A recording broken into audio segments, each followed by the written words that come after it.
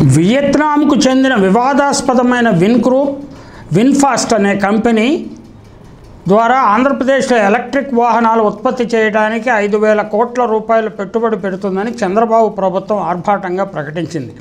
ఆంధ్రప్రదేశ్లో తిరిగి అధికారంలోకి వచ్చిన చంద్రబాబుని మోహించి ఈ కంపెనీ ఆంధ్రప్రదేశ్ వైపు మొగ్గు చూపుతున్నట్లుగా బాకా మీడియా బాకా ఊదింది.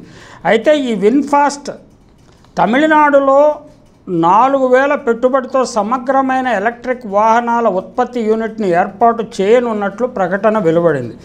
చంద్రబాబు అంతేవాసులతో బేరసారాలు కుదరకపోవడం వల్ల విన్ఫాస్ట్ తమిళనాడుకు తరలిపోయిందా అనే ప్రశ్నకు ఆంధ్రప్రదేశ్ ప్రభుత్వం సమాధానం చెప్పాల్సి ఉంటుంది.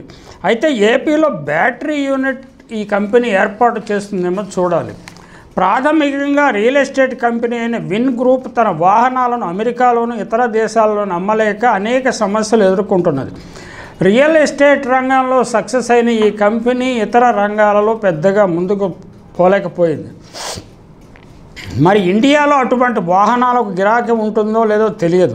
అయితే రాష్ట్ర ప్రభుత్వాలు పోటీ పడి ఇచ్చే రాయితీలు ముఖ్యంగా భూమి మీద విదేశీ కంపెనీలకు బాగా మోజు ఉంది. తెలంగాణలో 1000 ఎకరాల్లో స్మార్ట్ సిటీ ప్రాజెక్టు ఏర్పాటు చేయడానికి విన్ గ్రూప్ చాలా ఆసక్తితో ఉన్నట్లు తాజాగా వార్తలు వస్తున్నాయి. తెలంగాణ ముఖ్యమంత్రి రేవంత్ రెడ్డి మహేశ్వరంలో మెగా సిటీ ప్రాజెక్టు గురించి మాట్లాడుతున్నారు. వీటి నేపథ్యాన్ని జాగ్రత్తగా గమనించాలి. డాక్టర్ రాజశేఖర్ రెడ్డి ఉమ్మడి రాష్ట్ర ముఖ్యమంత్రిగా ఉన్నప్పుడు ఫ్యాబ్ సిటీ గురించి పదే పదే మాట్లాడేవారు. ఈ ప్రాంతంలో భూముల ధరలకు రెక్కలొచ్చాయి. అక్కడ ఫ్యాబ్ సిటీ రాలేదు. కానీ ఇతర అభివృద్ధి కార్యకలాపాలు జరిగాయి. రియల్ ఎస్టేట్ వ్యాపారులు బాగా లబ్ధి పొందారు. తాజాగా VinFast India CEO Pham Sanh Chau నాయకత్వంలో కంపెనీ ప్రతినిధులు ఇటీవల పరిశ్రమల శాఖ మంత్రి డి శ్రీధర్ బాబును కలిశారు. ఎలక్ట్రిక్ వాహనాలకు అవసరమైన పరికరాలను తెలంగాణ ఉత్పత్తి చేయడానికి గల అవకాశాలను అన్వేషిస్తున్నట్టు ప్రచారం జరుగుతోంది. ఓ వివాదాస్పద వియత్నాం కంపెనీ ప్రతినిధి వర్గం ఇండియాలో పర్యటిస్తున్న నేపథ్యంలో ప్రతి రాష్ట్రం తమ రాష్ట్రానికే పెట్టుబడులు వరద రానున్నట్లు ప్రచారం చేసుకుంటున్నాయి.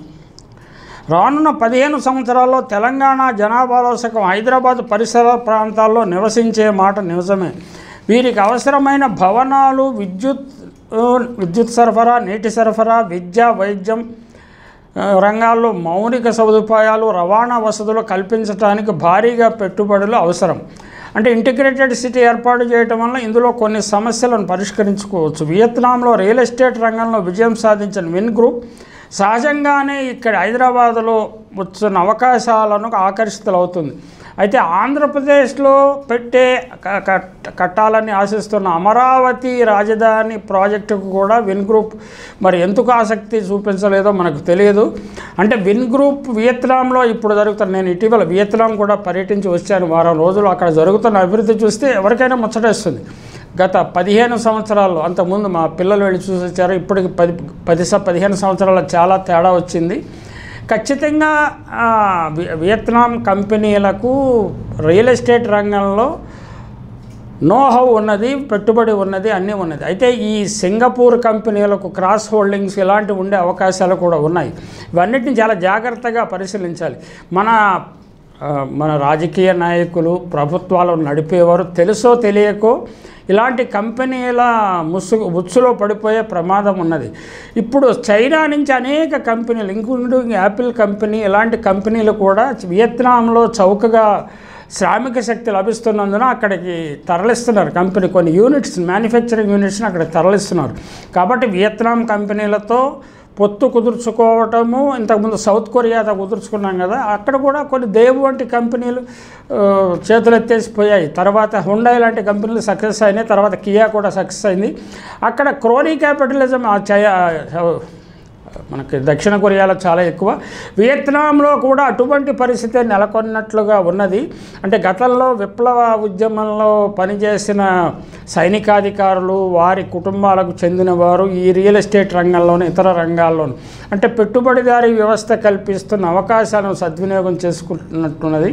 అందువలన అగ్రిమెంట్లను కుదుర్చుకునేటప్పుడు చాలా జాగ్రత్తగా వ్యవహరించలేదు. ఆంధ్రప్రదేశ్ ప్రభుత్వమైనా తెలంగాణ ప్రభుత్వమైనా జాగ్రత్తగా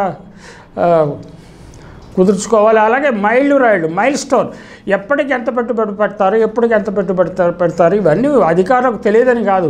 ఏంటంటే ఒక్కోసారి ఇప్పుడు మనకి చంద్రబాబు నాయుడు ఐఎంజీ భారత్కు చేసిన భాగవతం మనకు తెలుసు కదా. 800 ఎకరాలు ఎంతో వేల కోట్ల రూపాయల విలువైన భూమిని అది రాజశేఖర రెడ్డి పుణ్యమాన్ని రక్షించగలిగాము.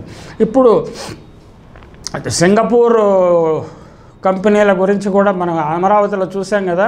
అగ్రిమెంట్లు కుదుర్చుకునేటప్పుడు చాలా జాగ్రత్త, ఒకటికి రెండు సార్లు పరిశీలించి కుదుర్చుకుంటే బాగుంటుంది. ఏదో బ్రాండ్ ఇమేజ్, విన్ గ్రూప్ అనే బ్రాండ్ ఇమేజ్ చూసేసి గోతులో పట్టడం అంత మంచి పని కాదు. చాలా జాగ్రత్తగా వ్యవహరించాల్సిన అవసరం ఉంది. హైదరాబాదు కానీ విశాఖపట్నం కానీ చాలా అద్భుతంగా అభివృద్ధి చెందే అవకాశాలు ఉన్న ప్రాంతాలు. అక్కడ పెట్టుబడి పెట్టడానికి విదేశీ కంపెనీలు తప్పకుండా ముందుకు వస్తాయి. వాటిని జాగ్రత్తగా ఛానలైజ్ చేసుకోవడంలోనే ఉన్నది. అదే జాన్ మాకీ కంపెనీ చెప్పినట్లు చంద్రబాబు గారితో చెప్పింది కదా, ఇక్కడ బీహార్ కంటే వరస్ట్ పరిస్థితులు ఉన్నాయని. అలాగే ఇక్కడ రేవంత్ రెడ్డి ప్రభుత్వం కూడా ఆచితూచి అడుగేయకపోతే అలాంటి విమర్శలు వస్తాయి. చాలా జాగ్రత్తగా ఉండాల్సిన అవసరం ఉన్నది. విన్ గ్రూప్ హనోయ్ పరిసరాల ప్రాంతాల్లో $130 కోట్ల పెట్టుబడితో స్మార్ట్ సిటీ ఏర్పాటు చేస్తున్నది. అనుభవంతో ఇతర దేశాలకు కూడా విస్తరించే ప్రయత్నం చేస్తున్నది. నిజానికి ఇటువంటి ప్రాజెక్టులు చేసే నైపుణ్యం అంటే మళ్ళీ ఇక్కడ సబ్ కాంట్రాక్టర్లు ఈ కథ అంతా నడుస్తుంది. మన మలేషియా కంపెనీలు, సింగపూర్ కంపెనీలకు కొంత బ్యాడ్ నేమ్ వచ్చినందున వియత్నాం కంపెనీల పేరుతో రంగంలో దిగుతున్నారు. వాళ్ళకి తెర వెనుక మళ్ళీ వీళ్ళనే క్రాస్ హోల్డింగ్స్ ఉంటాయి. ఈ కంపెనీలో ఆ కంపెనీలో, ఆ కంపెనీకి ఈ కంపెనీలో ఉండి వీళ్ళే రకరకాల ముఖాలు మార్చుకుని వచ్చేస్తారు. చాలా జాగ్రత్తగా వ్యవహరించాల్సిన అవసరం ఉన్నది.